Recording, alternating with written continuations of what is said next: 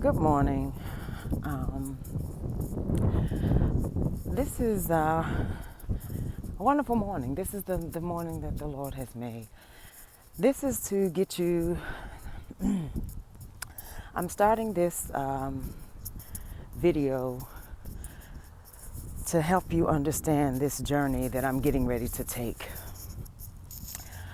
This is going to be episode 1 of Carmartrus Strong.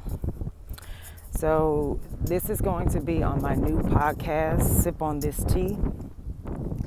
And if you can hardly hear me, I do apologize because of the wind that is blowing.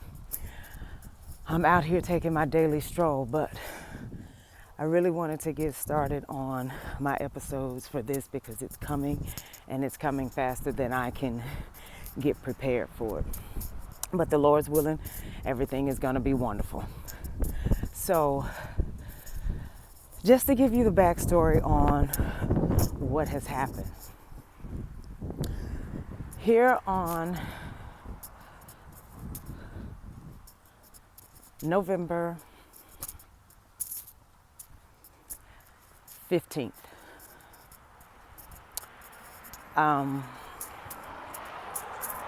my son had a doctor's appointment. Let me take you back let me go back just a little bit. Okay, first of all, my son, Carmartrus, he was born 8 years ago. Wonderful kid. He's very loving, very happy. He's a good kid. He loves to play basketball, and he loves hard. So my son, first off, had struggles when he first got here. The devil tried, but no. God said no. My son was born 32 weeks early. He was born, not 32 weeks early, my bad. He was born 8 weeks early. He was born at 32 weeks. So he was a preemie. Nothing was wrong when he was born. He just needed to gain weight before we were able to take him home. Everything developed like it was supposed to. Everything was good. My son is a survivor. He's strong. So he came 8 weeks early, had to stay in the hospital for 30 days. Of course, I didn't like that. I went through a depression. It was horrible. So after the 30 days of him being there, he finally was able to come home. And once he came home, he gained weight, he progressed, he continued to do. And he was good. Got up and he wanted to play basketball. He wanted to play in the sports. He loves basketball and he also loves football. So he began to play basketball. So with him playing basketball, and because he was a preemie, we were thinking, when he went to complaining about his leg hurting and different things, we were thinking, sports injury, he got growing pains. Nothing was wrong. I kind of want to blame myself, but God won't allow me to blame myself because whatever God's will is God's will. He just gives me the strength to endure the process of what's getting ready to happen. So, bring you up to date just a little bit. Like I said, my son was complaining, has been complaining. He's playing ball, and here I am just thinking, baby, it's all right. You probably just, when you fell, your leg got sore or something. So, after that, we were complaining. He was complaining about his leg bothering him. So I just said, me and my husband said, all right, take him to the doctor. So we take him to the first doctor, and she was like, and because of his size, and yes, he's bigger than the average 8-year-old, he's like, he needs to change his diet, and yes, he probably just sprained it. Not sending me for an x-ray. Of course, me being the mom that I am, it's like, no, I need another doctor. So I got a hold of our regular doctor, and because she was so busy, and I was being able to see her, but he wasn't being able to see her. So what I did was I said, okay, no, you take my appointment and I won't go. You take mine. Get him in. She does what I know she's that doctor that she see a problem or she sees something that's not right. She's not gonna just send you away. Oh, it's this. She actually cares. So she sends me and my son to get an x-ray done. Simple x-ray. That's all you needed to do. Take him, send him in to get an x-ray. Took him in that morning on November 15th. Took him in to get an x-ray. I'm thinking everything is good. I'm planning my trip to go. I get a call 3 o'clock in the afternoon. It's my doctor. And I'm thinking she calling about something with me because I had a test done as well. And I'm thinking she calling me to give me my results. So that means to me, oh, something's bad. And then she no longer says, oh, here's what happened. She says, I need you to come in. She don't tell me nothing. She just says, I need you to come in.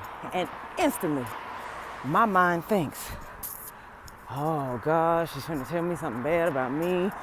Blah, blah, blah, blah, blah. I gotta get prepared, be ready to tell my kids what's going on with me. And they're gonna be upset and this, that, and the other. So, I go to the doctor's office. She says, come on back, Miss Porter. She says, I want to sit you down and tell you some stuff. I said, all right. I said, you taking me to your office. I ain't never been in your office, and I done seen you almost now 2 years. And she's looking at me with this look because she knows I'm a straightforward person. Tell me how it is, and I'll intake it, let it marinate, and I'll deal with it. So she calls me in, she sits me down. And she says, oh, I saw you took your son to get his x-rays done this morning. So I'm thinking she's trying to break the ice, get my mind off of it. And I'm like, yeah, I took him. And they told me, it'll be a couple of days for the result come in, whatever. She says, she gives me that look and she says, well, we got the results back. Okay, my heart stops. I said, what's going on? She says, I know you're a straightforward person. You like for me to shoot from the hip. Come on, doc. What's up? You talking about my baby now. We can play around when it comes to men. We all know how mothers are when it comes to their babies. What's going on? She says, well, the x-ray spotted this. It looks like a tumor is there, it's grown, and it's huge. Okay, doc, what does that mean? Well, that's not my profession. So what I've gone ahead and done, contacted this doctor, told them what I see, what it looks like. They got the results over there. They can see. We got a team of people over at the hospital waiting on you. We need you to get your baby, and he needs to be admitted immediately.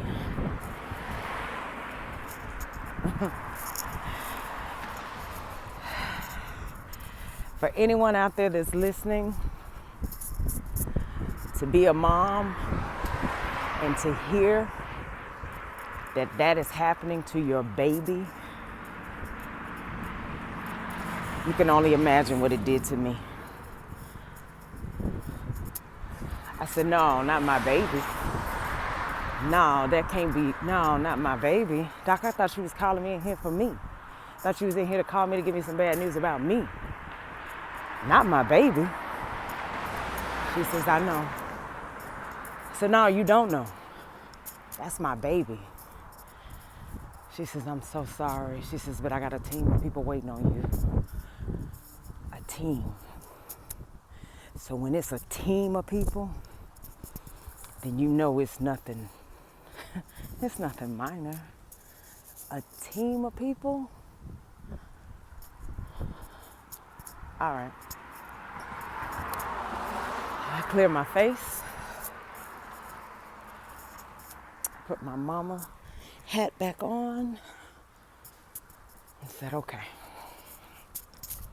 this is your baby, Lisa. You know he feels anything, if anything is wrong with you. He feels if something's uneasy, so you got to get it together before you get home. Mind you, I got to tell my husband because I'm at this doctor's office by myself. My husband has already lost a child at 2. At the age of 2. She was 2 years old. So now I got to tell him his only son that I birthed, that is really his. He has 2. He has taken on my oldest son as his own. But this is one that we had together that's his only son, his namesake. I got to tell this man that they got a team of people at the hospital waiting to have us admitted.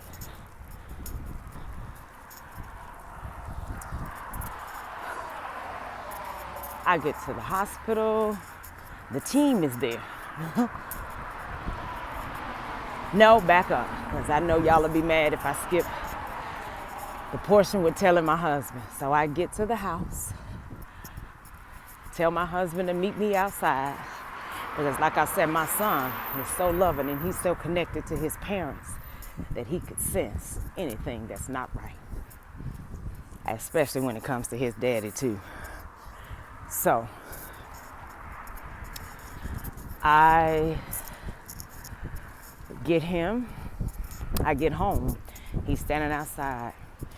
He gets in the car and he said, "What's up, Lisa?" I said, "This is what the doctor just told me. This is what's getting ready to happen."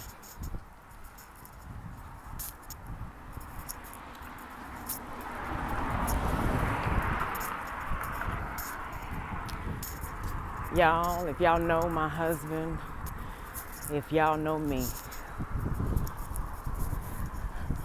that broke him.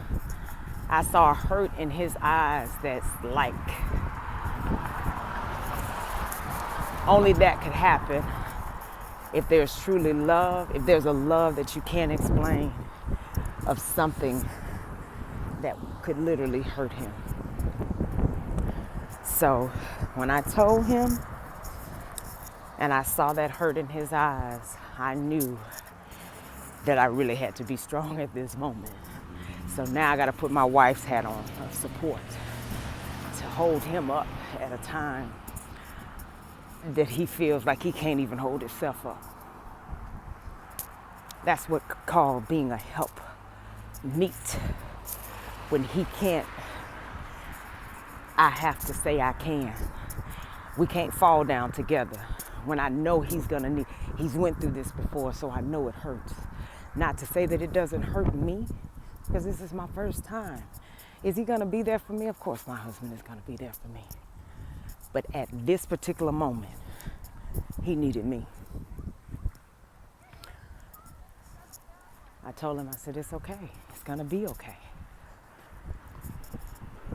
You sit here, get yourself together, and I'm fixing to go in the house and gather his things for us to go to the hospital. Yeah, we get to the hospital. This team is waiting. This team comes in, and when I say they come in, they coming in. I got 5 doctors. I got 4 nurses. I got a doctor from oncology. I got a doctor from orthopedics. I got a doctor from anesthesia. I got 2 other doctors. There were so many. Like I said, I got 2 others that I can't even remember what they were there for, but they were there. So, of course, now they're telling me, oh, we got to get him prepped and ready. This is what's going on. We need to get and do a biopsy. We got to get we ordered a CT scan. We ordered a CT scan. We ordered an MRI. They ordered all these things to test so they can look at this thing and see what it was. And we also want to order a biopsy. This is all getting ready to happen to my 8-year-old son. Let me just recap. We was going about our life. He just finished up a basketball championship.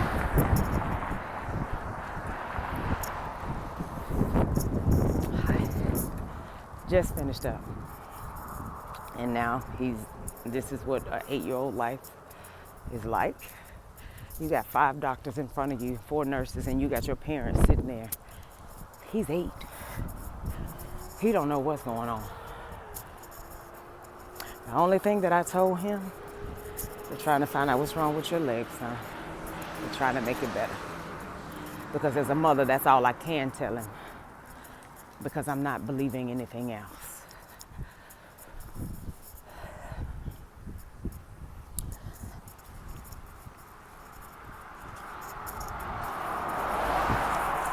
I'm going to end right there with episode 1 of Carmartrus Strong.